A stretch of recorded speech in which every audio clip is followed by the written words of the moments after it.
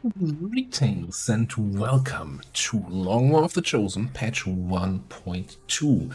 The patch is finally out, it has a ton of changes, and in this video I want to go over the changelog, show you the most important things you need to be aware of, and of course give a little bit of input on what to expect. Now, the most important thing is, every effort was made that any ongoing campaign should still be playable with the new 1.2 patch. If you really don't want to experience the changes in your current campaign, there is a archive version of version 1.1, so you can unsubscribe from the main Long War of the Chosen mod, subscribe to this one, and your campaign should not have any changes. That being said, all effort was done to make it also work with the updated version.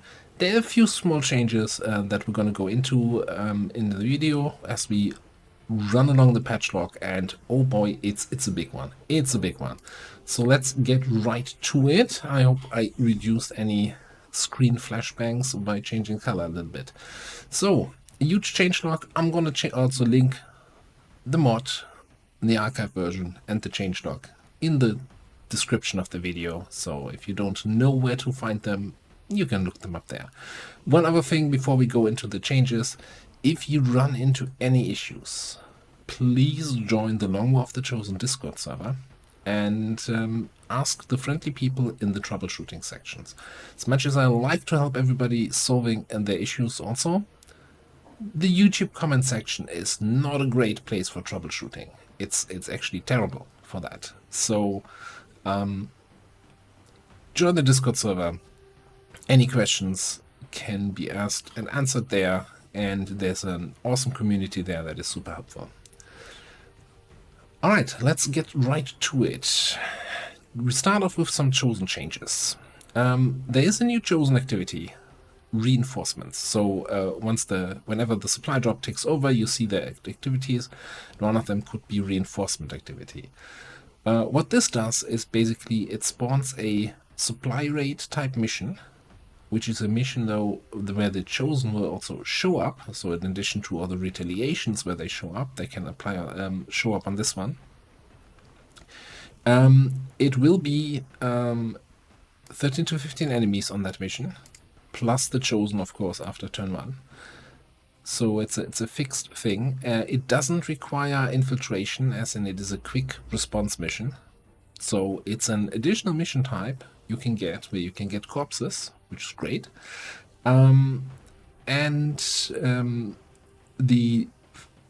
It will automatically be detected. So whenever this triggers in a region, you can see the mission. If you don't do the mission, strength will go up. It's reinforcements, it's like a supply rate. It's a little bit more like a UFO basically landing in that region, increasing strength. So yeah, that's a new thing to keep in mind. Yeah, so if the Chosen succeeds in the activity, the mission is ignored or failed, 1 strength is added to the region and 1 to a random adjacent region. So this is pretty similar to reinforcement UFO. There's also a new activity, Combat Readiness, which sounds fancy, but that just means the Chosen will do nothing next month. It's kind of to put a little bit more, give a little bit of a break, but keep in mind this is kind of rare. Only 1 Chosen can perform this action at a time, and once it's performed, that Chosen will not do it again for the next 3 months, and the other Chosen will not do it for the next 2 months. So basically every 3 months you might see one of them not doing anything. Let's continue to the Warlock. Couple changes here. Most importantly, so by the way, I'm not going for every single line of the changelog, because otherwise this video would be way too long. You might see some subtle highlighting here that I put in more for myself, so I know which points I want to talk about. Alright, most important changes were to the Spectral Lancers, so the units he summons where he's then made immune. So first of all, the Lancers themselves were nerfed a little bit. They can only stun for 1 action point, or disorient. Previously, they could knock you out completely. They also have, I think, reduced damage and reduced HP. So they're easier to kill, and I think the number of Spectral Lancers was also reduced. The one big difference is, though, they are now... you can no longer stun them. And more importantly, if you keep them alive, you know, what one prevalent strategy was to keep the Lancers alive so the Chosen remains in stasis, so you can deal with whatever else you're dealing with on the mission and then get back to the Chosen when you have the time. They're now fixed for 2 turns. Or rather, the stasis of the Warlock will end after 2 turns, so you gotta deal with those guys. So it prevents cheesing the Warlock by disabling the summon indefinitely, which you could previously do. Going on to the Hunter. The Hunter was mostly changed in the way his AI performs. And the big change here is his ideal range was reduced from 25 to 15 tiles. So while previously he was always trying to run away from you and stay outside of your vision, now he stays basically at the edge of your vision and actually fights you. So it should be much easier to engage him. He'll still run away a little bit and keep his distance, but he's not going to completely use his insane mobility to get so far away that you can't reasonably engage him. So still a little bit annoying, but not so annoying to fight as before.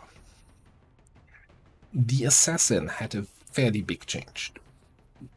So she now has an ability called Enhanced Layered Armor, and after taking a certain amount of her max HP in a turn, all further incoming damage is reduced by a fairly significant amount. So these different numbers are for the different difficulties of the game. What this usually means is that you will not be able to kill her in a single turn.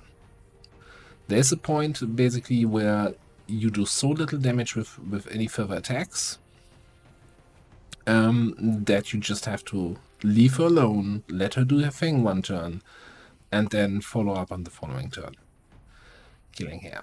So in general, since I usually play on Legend difficulty, right after doing 40% of her HP in damage in a single turn, all further damage is reduced 75%.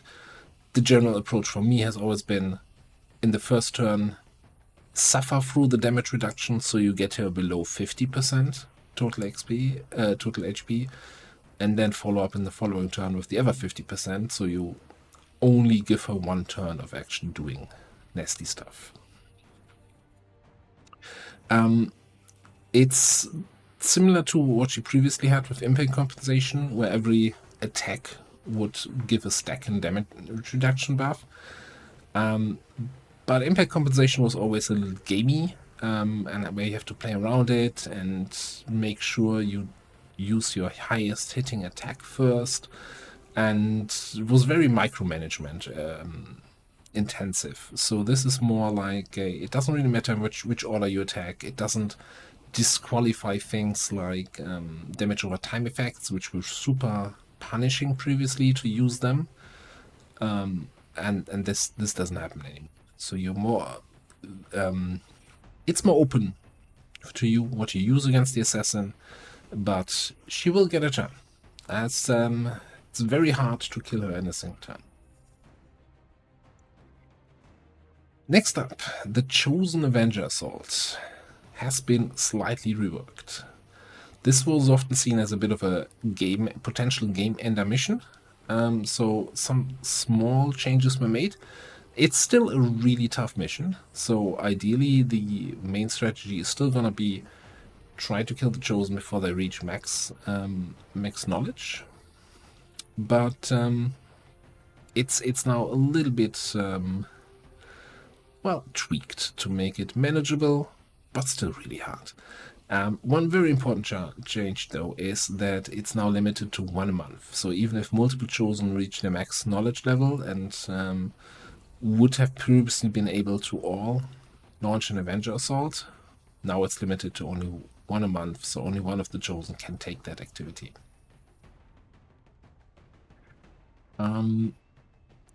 Talking about the chosen, this is the big change here in terms of compatibility with previous campaign.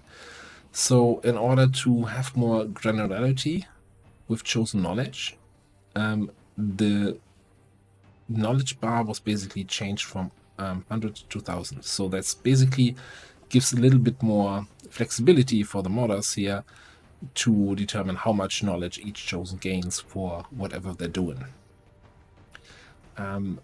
The big change is, of course, then since it's a fixed number, if you're upgrading from a 1.1 campaign to a 1.2, your chosen will suddenly have much lower knowledge, because previously 100 was the max, now it's 1000. So there is a console command to basically adjust the chosen knowledge, which you would have to run once in your campaign. I think it's mentioned further on in the patch notes. We'll get to it eventually. But this is basically the one thing where the transition from 1.1 to 1.2 might see some issues. Alright, some other minor changes here for the chosen. One that I highlighted here is that the kidnap action that they can do now requires the chosen to have vision on the down soldier.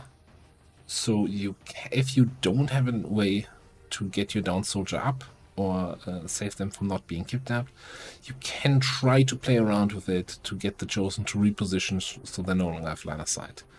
It's not a guaranteed way to handle this, but at least you have some options.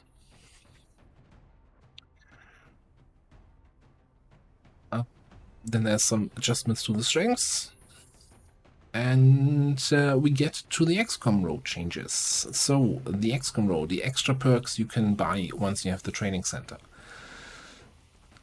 So first of all, there was a reduction in cost. Well, previously you had 4 tiers costing 10, 20, 30, and 40. Now you have 7 distinct tiers, which will cost from 10 to 35, all over the place. There's also been, with the change to these 7 different tiers, they're also categorized a little bit. So basically on the previous tiers 1, 2, and 3, you now have basically tier 1 and 1A, with one being a more defensive perk and one more being a more offensive perk. So that allows them to overall be a little bit cheaper and have more categorized abilities in that kind of way. A lot of changes, a lot of abilities have been removed from the XCOM decks. Some perks have been added. Again, there's a link in the patch notes to an overview of all the XCOM rows from the different classes. We will go into those in details when I'm going to read you my class guides for 1.2, because I think the changes to all the classes and the XCOM decks justify that I have to redo those class guides, because they're a little bit outdated at this point. Another big change is a rework to the Spark. They now also get an XCOM row, like other soldiers, with a fixed regular combat intelligence, so meaning 42 AP at max rank. The tree has been redone, so they now have a utility of a weapons tree, a melee tree, and a tree focused on the primary weapon. Big changes, very much noticeable that the whole Hunter Protocol spec is kind of missing.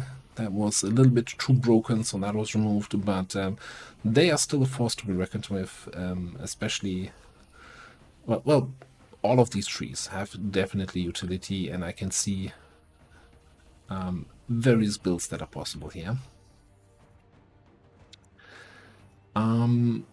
Lots of new changes and new perks in this tree, but most importantly, we're gonna go, so read through those at your own time, I want to say. We're just gonna go down here though. to these other changes. They no longer gain ablative HP, which what the other soldiers gain from the items they carry. The not the vests, the other vest item. Anyway, so sparks don't have that. They immediately take wounds, but of course wound times for sparks are really low. So they will have less downtime anyway. They gain a little more HP. They lose a little bit of defense. So overall, they're still probably as tanky as before. But will more often require repairs. But keep in mind, repairs are relatively quick. There's been an update to the bits, giving them also additional dodge as you upgrade them, because previously it wasn't uncommon for you to never buy any of the advanced bits because the changes were so minimal. Huge change here, new equipment is available, heavy and light armor for the spark armors. So in addition to the regular armor, you can now buy a heavy or light frame of the armor. The heavy grants more HP, more armor, dodge, and an ammo slot.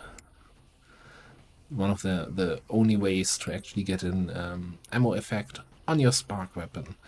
The light armor doesn't grant the 8 hit points, but it grants a whopping 2 mobility and gives them some defense. So this is probably, if you go for the melee tree, an interesting choice. Just, having more mobility to be able to get in there and punch people seems nice, and the defense should help to keep you alive a little bit longer. And of course, so this is the plated level, and then the powered, the final tier armor increases that even further. So even more mobility or even more HP and armor and dodge. Alright, big change here, mechatronic warfare. So the thing you unlock in the proving ground to get your first free-ish spark has been increased in cost. So it now costs just as much as any other further spark. So you no longer get the first spark more or less for free. If you really want to get your spark for cheap, I guess you can still enable the Chancellor's Gift mission and get the spark from there. But then it's a little bit of a gamble when you get this mission. So, your choice. Let's get to other class reworks. The technical received rework. Most importantly, rocket targeting has been improved to get stuck on cover less. No, you might still get stuck on cover. No guarantee that it will always work, but it should happen less often now. The general idea is that rockets have a little bit less scatter. So gotta redo that scatter video. They do a little bit less damage by default, so that for a regular technical who doesn't specialize into rockets, the damage impact will be noticeable. But if you are building a rocket technical, you get that lost damage back. That's I think from Fire in the Hole already. We have some specialty rockets now with the EMP rocket and the radar rocket. No, okay, I think it's just the EMP. We have now a more usable shooty tree with rapid fire at Lance Corporal being a really early strong rapid fire option to potentially use if you have a really high aim technical that you got. You can benefit from that. And this is solid shooter perks, right? Rapid fire, shredder, center mass, implacable for repositioning. It's not a ranger, but hey, an early rapid fire can be really nice.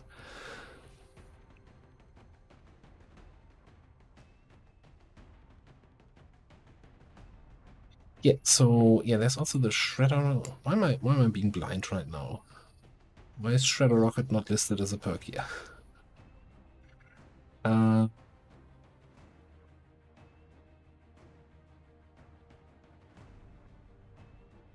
All right, moving on. I feel like maybe there's an error in the patch notes because I'm fairly certain you get Shredder Rocket. It replaces biggest booms. We'll see. We'll see. Moving on anyway. So Roust now also works with Napalm Max, so the panic chance also applies to Roust, making Roust a little bit more usable. It's often a perk that was just not taken in favor of Formidable, but yeah, more chance to panic, more flamethrower charges, just makes sense. And yeah, those are the biggest changes for the technical. Moving on to the Grenadier. One big change here isn't necessarily to do with the class, but with the equipment. So basically the tier 2 and tier 3 grenade launchers now give you perks. Basically the tier 2 grenade launcher gives you heavy ordnance and protector, so the grenade in your grenade only slot gets an additional charge. And full kit is granted to you when you get the tier 3 grenade launcher, so all grenades in your utility slots get an extra charge. So previously these perks were pretty much auto pick, and now that basically makes room on the talent tree for more interesting perks, and you still get the benefit of more grenades. It's also a great change for late game grenadiers that are lower rank, that they you still get more grenades even if they don't have the perks, because they're granted by the equipment now. Also gives more incentive to actually upgrade your grenade launcher. You do lose a little bit of range bonus with the grenade launcher, but yeah, that's just the price you have to pay. So the new perk tree. Just a quick overview again. We have now a more damage focused tree. We have an Overwatch focused tree with things like cool under pressure for Overwatch shots, Sentinel for multiple shots, watch them run for automatic Overwatch if you're into that kind of stuff, and just shooty perks.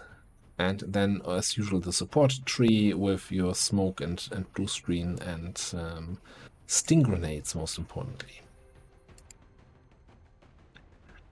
Other changes. The Sepper perk gives a tiny little bit more environmental damage. Increase the chance to destroy a tough cover. Tandem warheads and heat warheads, one of the oldest discussions of Long War, which one you take. And the perks have basically been combined now, so we no longer gonna have that discussion. Although you lose the extra shred that heat warheads was giving you. You still get the armor pierce, but you don't get the 1 point of extra shred. Then general soldier changes. The aim growth of soldiers has been front-loaded. What does that mean? Now, over the promotions of a class, you get stats, right? So most importantly, your aim stat increases. This increase has been moved for any of the shooty classes to the first few promotions. So the total number of aim points you get until the final rank stays the same, but it's front-loaded. You get it earlier. This is basically to address the issue that shooting classes had a rough time in the early game, and it often became like a ranger became a grenade throwing class instead of a shooting class because you couldn't rely on their shots. Now they get a bunch of aim early in the game, same for gunners, which should help them until you get all your elite scopes and other aim utilities online.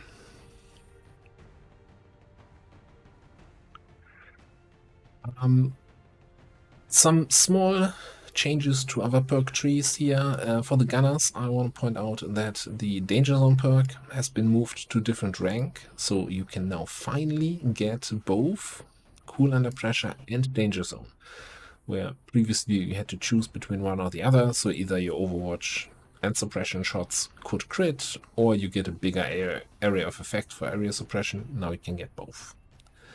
Is that gonna be the big change that's gonna make me a spec suppression gunners? Probably not. But hey, if you're into the suppression build, that's a welcome change for sure.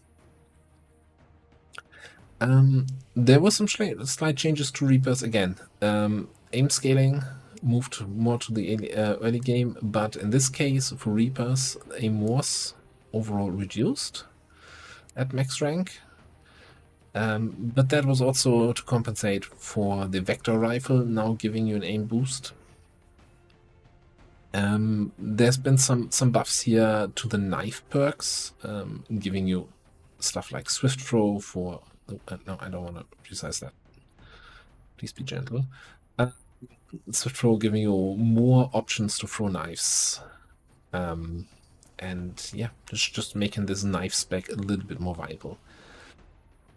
Again, we're gonna have some videos on the different classes over the next few weeks. So stay tuned for updates to that. So a more in-depth look at about the individual classes. Psi operatives, big changes. They also now get an XCOM role, and they have access to pistol perks, which we didn't have before. That means they also get combat intelligence to buy these perks with. We also have reduced time for site training slightly, 1 day.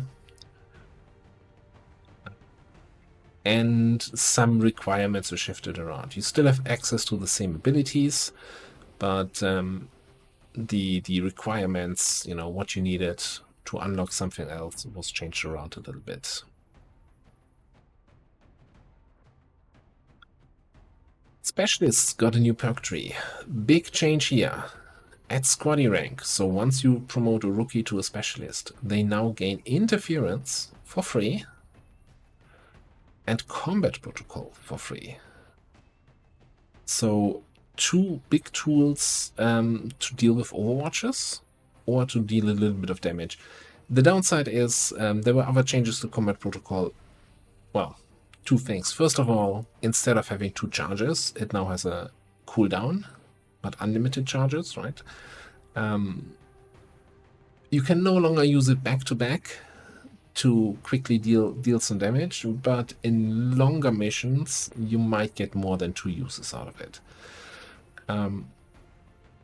Damage was nerfed though, or rather the damage against robotics, where normally you would get double damage against robotic enemies. Now it's doing like 1.5 to 2 times the regular damage. So there's a damage range, it's no longer fixed damage.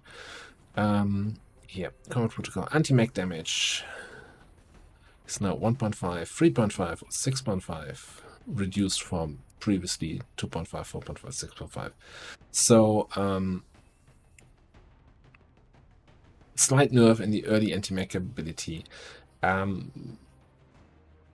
My biggest takeaway was that, hey, you can no longer guarantee one-shot drones with your technical, and that feels really bad. But you still get combat protocol for free, so I'm not going to be complaining too much, just a little bit every now and then. Yeah, then some other minor changes. So the big change about the whole interference and, in a way, combat protocol dealing with Overwatch is that there was a change to lightning reflexes on assaults, which we get to in a second. And yeah, that's pretty much the only change for assault in a way. So since lightning reflexes was kind of an auto pick and the one and only answer to all enemies overwatching, making enemy overwatch pretty much trivial, it was decided to move it much later in the tree. Instead of getting as Lance Corporal perk as your first promotion, it's now at Gunnery Sergeant. To make up for it, you now get Dedication as a squaddy perk, as a starter perk. Dedication is an activated ability with a, I want to say 4-turn cooldown, maybe 5.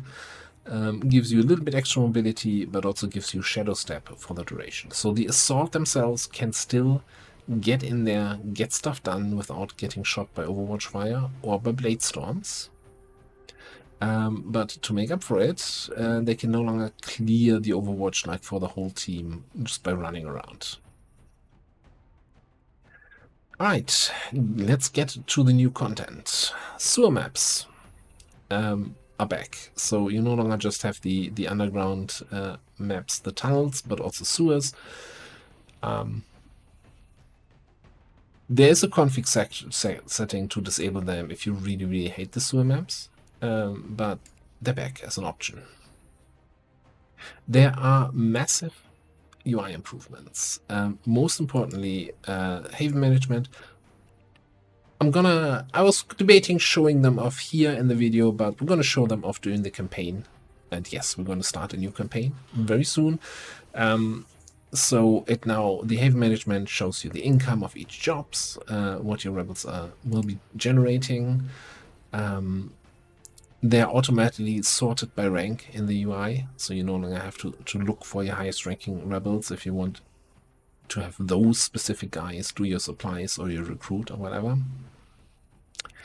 The squad select screen gets a new button to manage havens. So what it does is really gives you a shortcut to get your haven advisors out of the havens and into the squad that you're building for a mission without having to go back to the geoscape. Beautiful change, saves so much clicking, saves so much time. In the interface, you also have now information about your concealment type, if you will have a revealed mission or concealed start. It's now also color-coded to help you identify that more quickly. You have information about the evac timer. You have a new tooltip for boosting missions. So if you are on the geoscape and you look at a mission and you click you hover over the boost button, it will show you what percentage you're boosting to, what's the expected result, and also what the activity is going to be. So how many enemies you can expect after clicking the boost button. And also during infiltration, or during the squad select, you have much more info on the right hand side of the screen about what kind of activity you can expect, what the activity is going to be like after you boosted, or after the timer expires, etc., etc. It's too much to explain in words, but once you see it in game, you're going to see lots of improvements there. We got a new mission type, the Compound Rescue. So it's a VIP rescue mission on the compound map. It's basically, if you think about vanilla War of the Chosen, the map where you rescue mocks in the story mission with the whole alert level system going on. I think you can also get that mission in vanilla as a general rescue, any captured soldier mission. You have basically an alert system going on that raises alert level if you complete the objective. So if you hack the cell door and let the VIP out, or just if you stay in combat with the enemy, it will tick up. So the way it works here is the alert level starts going up every turn once XCOM breaks concealment. Also revealing itself will increase the alert level by 1. And once the alert level reaches 10, reinforcements start dropping and the evac is dropped. So you basically have to kind of manage the alert level a little bit, or once the alerts start ticking up, you kind of have a timer there. Get to the VIP, make your evac spawn, fend off the reinforcements, and get out. Right, we also get some new models for the vector rifles and bullpups and spark rifles. Thank you, Irida. Perk changes. Big one here. Covering fire was changed. It no longer inflicts the aim penalty, but it instead ignores 2/3 of the cover defense of the enemy. also applying for suppression. So covering fire and suppression is very much more likely to hit. Keep in mind that also some enemies have covering fire and are now more likely to hit you. So late game sentinels, or I think that they're no longer called sentinels, elite sentries, I guess they're now called, continue to be very scary and very accurate with the reaction fire. One note that I marked even in a different color because it's that good. Andromedons can no longer use acid bomb while disoriented. We finally we did it. We did it. We finally have a counter to acid bomb outside of killing or stunning the Andromedon. Right. Good old flashbang. Back with a vengeance. Great change. That always bothered pretty much anyone, right? That you know, you couldn't stop the freaking acid bomb in any way, and now we can.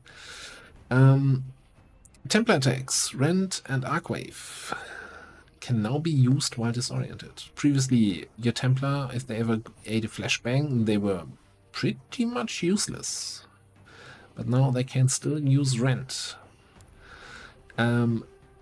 Big caveat though is you do not get your momentum when you're disoriented. So you can attack, but you can't move away afterwards, and you can't put up your shield. This one, I didn't highlight this, but I also think it's kind of important. Longwatch no longer replaces the standard Overwatch, but instead you get an additional ability. So you can choose if you want a regular Overwatch or Longwatch Overwatch. So it avoids situation where you don't want to go on Longwatch because your scout is halfway across the map and you don't want your sniper to accidentally activate something all the way over there, but you kind of still want to overwatch that group that's about to come around the corner. And now you can do that. There's no way to disable Infighter. The 40 dodge, I think it is, if you're within 4 tiles of an enemy. Burn the guy, or the girl, or the person, or the alien. Well, anyway, burn him, and yeah, they no longer get the big dodge bonus. Slight nerf and makes sense. Yeah. Anyway, suppression now applies an aim debuff to the enemy that cannot be cleared. This only applies to XCOM suppression. So suppression always had the the downside of, yeah, you debuff their aim, but they're gonna move, you miss your suppression shot, and then you basically did nothing. This -15 aim sticks. It's gonna be there. You're gonna have at least a little bit of a debuff on the enemy. It's less than flashbang, it's less what the actual suppression effects does, but at least it can't be removed. So yeah, more ways to reduce enemy aim. Big change to lead the target. So it now really consistently triggers, and it now also triggers on attacks. So previously it would only trigger on movement, even though the ability description says it should trigger on attacks. Well, now it does that. Very good change. It makes sense. Couple changes that you can configure here. Again, I encourage everybody to read through the changelog in your own pace. We're just going to go through the biggest ones. Berserkers. We're coming to the enemies. The strength is reduced to 70 from 125. What the hell is strength, you might ask? Well, strength is a basically kind of hidden stat that determines the effectiveness of mental effects they can inflict. So you might be familiar with the any berserker attack you get and your soldier is knocked unconscious. This is basically a hidden roll that happens when they attack. Based on the berserker strength, I think, compared to the soldier's willpower. And yeah, it was a little bit out of whack, and whenever you got hit, you basically got any sort of status effect, a big stun, or even the unconscious. Like, unconscious was, for me at least, really common with berserker attacks. So now the strength was pulled down significantly, so that shouldn't happen all the time anymore. Similarly, for stun lancers, their strength is also now reduced. Spectres can only use horror if they have lost some HP. So it's basically the HP steal that also pretty much guaranteed to panic your soldier that they use it on. While on the one hand you could say, yeah, it's their strongest ability, they should use that right away. It was really frustrating to play against, so now it only happens if the Spectre actually has lost some HP and wants to restore its HP.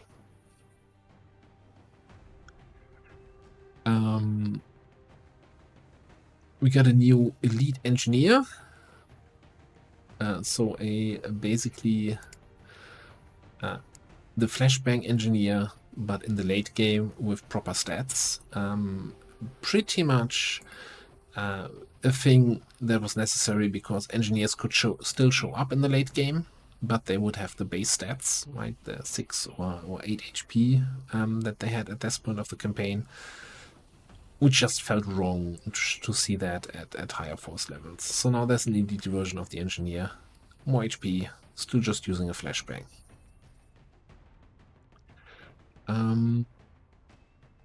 Yeah, that's pretty much all there is to that. I'm not sure if it was mentioned here, but there's also been a little bit of cleanup being done on the names of enemies.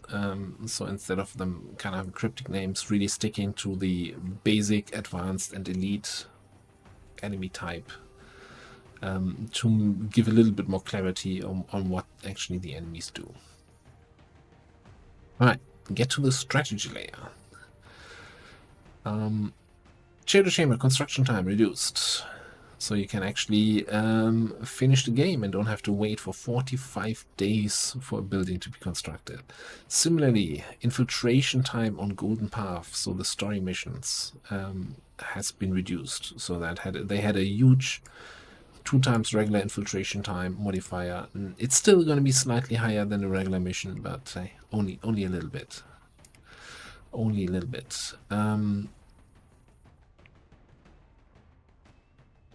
In the same way, like, see a lot of changes based on, hey, people are not finishing their campaigns because the end is a little bit tedious. Let's make it a little less tedious.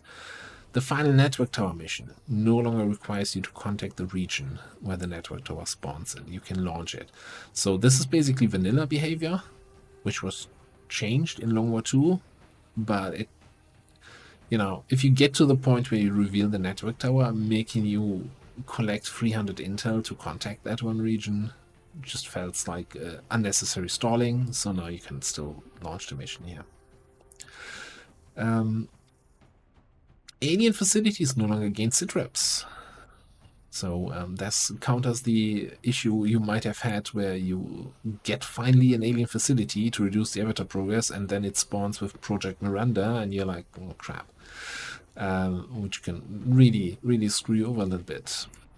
Chosen weapon research is now instant. Those sweet chosen weapons that you didn't research because you thought they weren't strong enough, well, now it's instant. No reason to not research them. If you use the weapons, that's still up to you. What else? The propaganda mission, Get Advent's Attention, was changed a little bit. It gives you more rewards and less of an increase in vigilance. It's still going to increase vigilance more than a regular mission, but it makes it less of a trap, I want to say, to take these missions. Like, the rewards are really good. So, and it's an extra mission, it's XP, it's drops.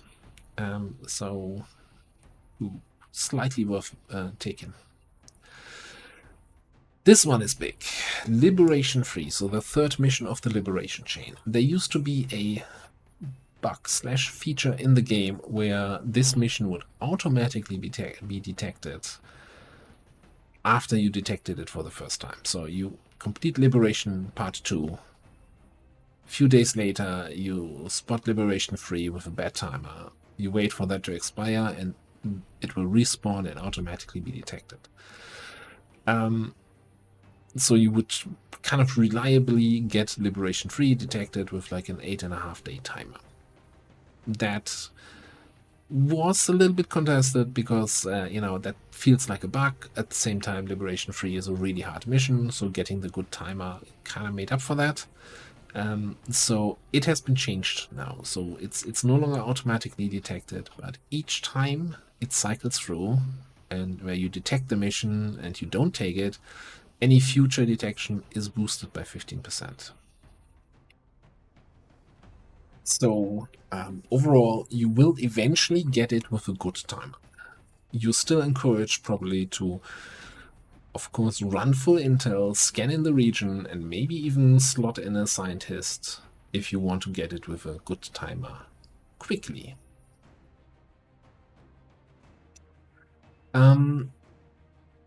If you contact a new region, rebels are all set at the hiding job.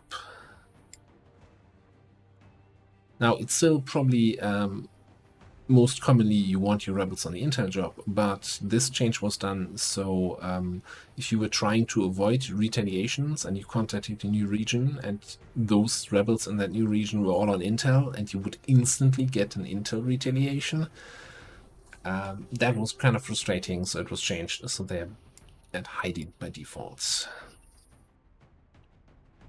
Next up, the Templar Gauntlet. It's now unlocked with the armor tech, so Predator armor and powered armor, and no longer requires a corpse. So this is the big one.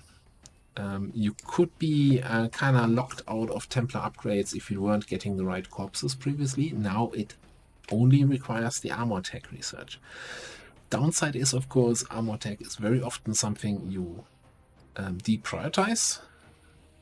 So gotta rethink your priorities based on which hero class you have in a roster, and if your Templar is a big carry and doing a lot of work, then maybe research that armor a little bit sooner to give them that sweet upgrade.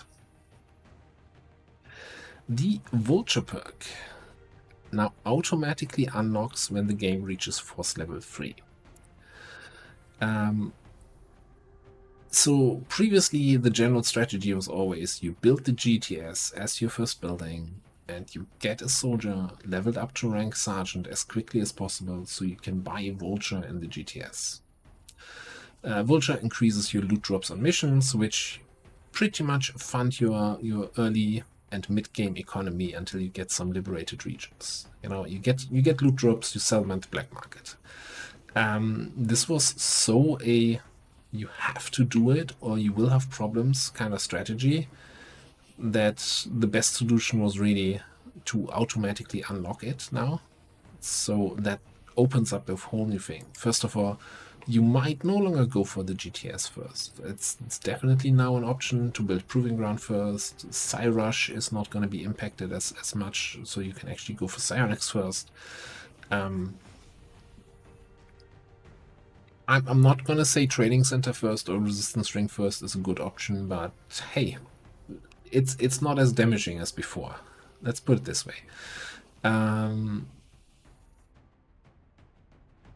The big thing about it also was that this whole thing wasn't super obvious, so it was a little bit of a new player trap, where if they didn't know that Vulture had that big of an impact, they were not getting it and then having a bad experience, right? Having more difficulty than you already have as a new player in the campaign. So by automatically unlocking it, everybody gets more loot, can sell more stuff, and have a better, more balanced early game economy.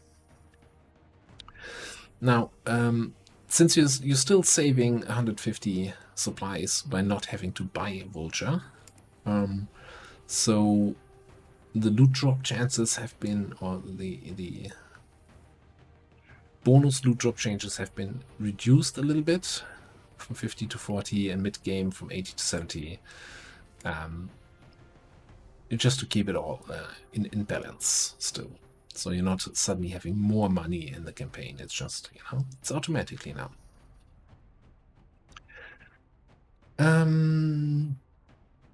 Sabotage covert action now only removes 1 pip instead of 2 pips from the facility.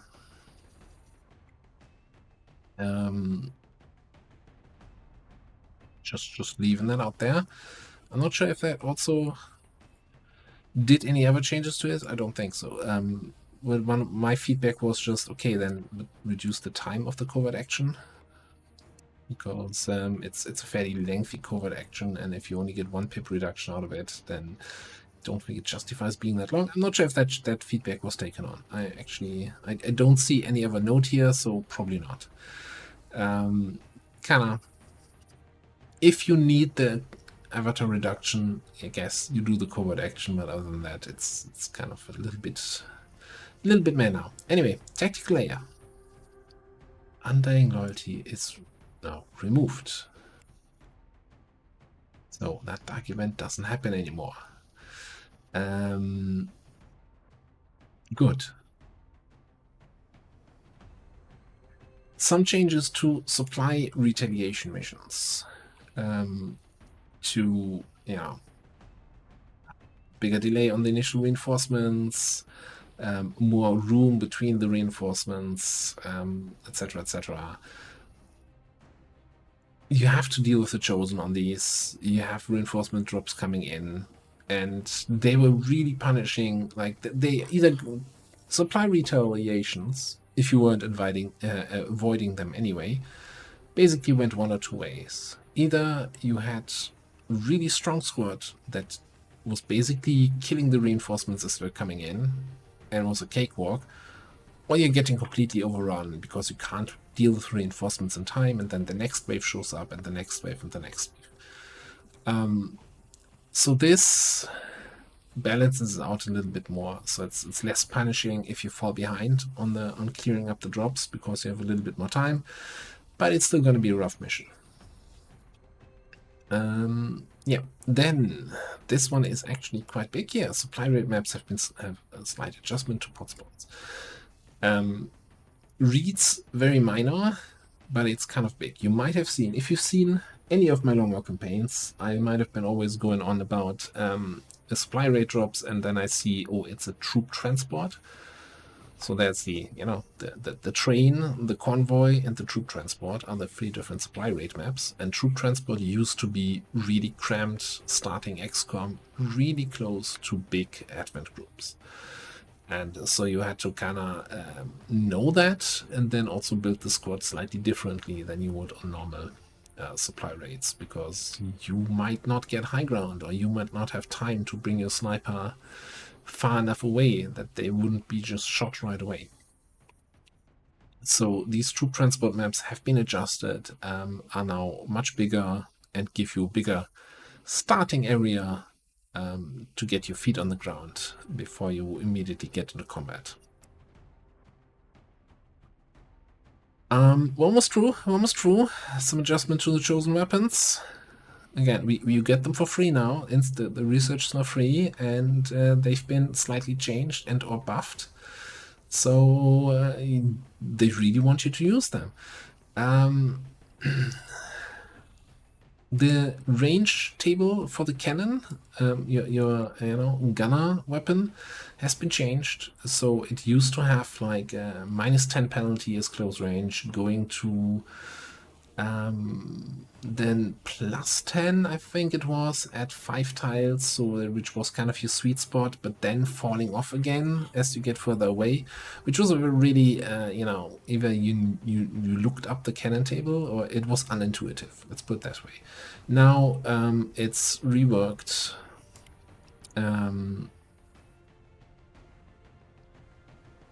So that it basically just gives you -10 at close range, and from 6 tile on, it's just going to be 0. So you need to be at least 6 tiles away from the enemy, and you don't get a penalty. So you lose that aim bonus that you got for the sweet spot range, but to compensate for that, all cannons gain a base 5 extra aim. Even at 17 tiles, you still get that 5 extra aim. So yeah, you lose 5 aim from that sweet spot that you could have had, but overall, your gunner is going to be happy about this. Also here, I kind of didn't mention this, so vector rifle range tables has been changed. Much bigger penalty for close range shots now. So it is a sniper-rich rifle. That's the intention of the thing, and not just run your Reaper next to an enemy and shoot them in the face thing. The Plasma Blaster has been changed. It now has by default, well, some changes to the general characteristics, but the biggest thing is it now has 2 ammo by default. So you can use it twice if you equip it over the Shredder Gun or Shredstorm Cannon.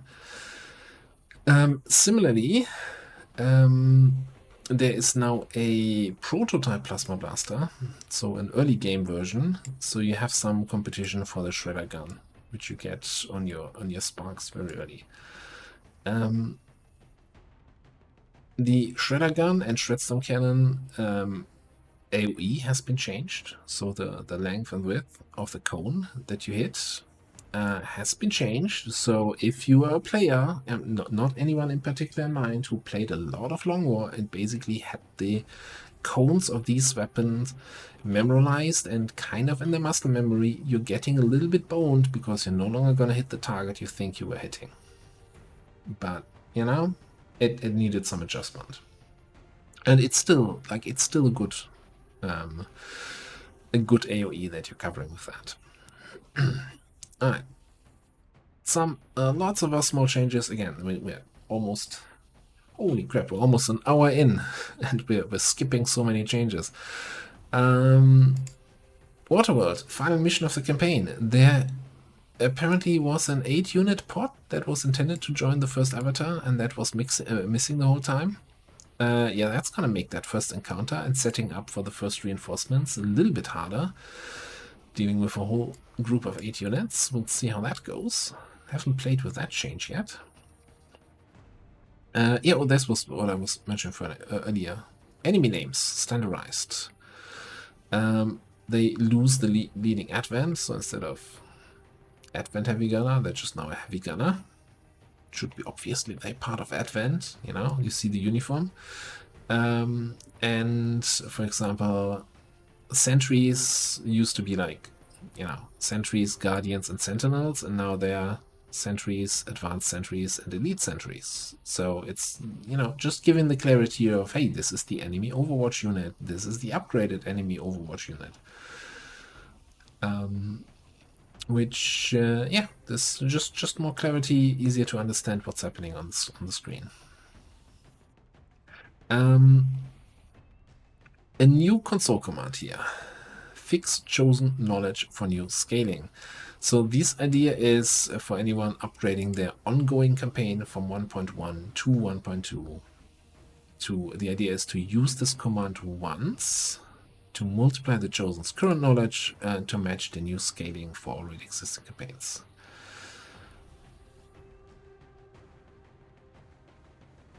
It's not 100% fixed, as it says here. Doesn't work properly. The game limits 1 chosen knowledge level per month, so they cannot. They have these different categories there in their knowledge gain, but it at least adjusts it a little bit up to be more where they used to be. Lots of other fixes. The one I'm highlighting here is the 2 region start, so that your starting region is only connected to 2 adjacent regions, is removed. So that kind of makes the game made the game unnecessarily hard if you only had 2 connections instead of the standard 3 or the occasional 4 connections. It's really a big change. 2 connection starts were really rough. So they have finally been removed. It's been years that people were looking into that and trying to fix it, and they reduced 2 regions and adjusted it some more, and now it's finally fixed. Cool. Lots more fixes. Look them up yourself. Again, the link to the changelog, to the mod, and to the archived 1.1 version will be in the video description. Yeah, we're gonna start a fresh 1.2 campaign within later this week, maybe tomorrow, maybe later this week. And if you are interested in the CI campaign, this will of course continue. We're getting really close to the end there, but this is all for the Long War of the Chosen 1.2 changes. Holy crap, that was a lot to go through, and we barely touched half of the changes in this log. enjoy the new version. I know I will. Thanks for watching. See you next time.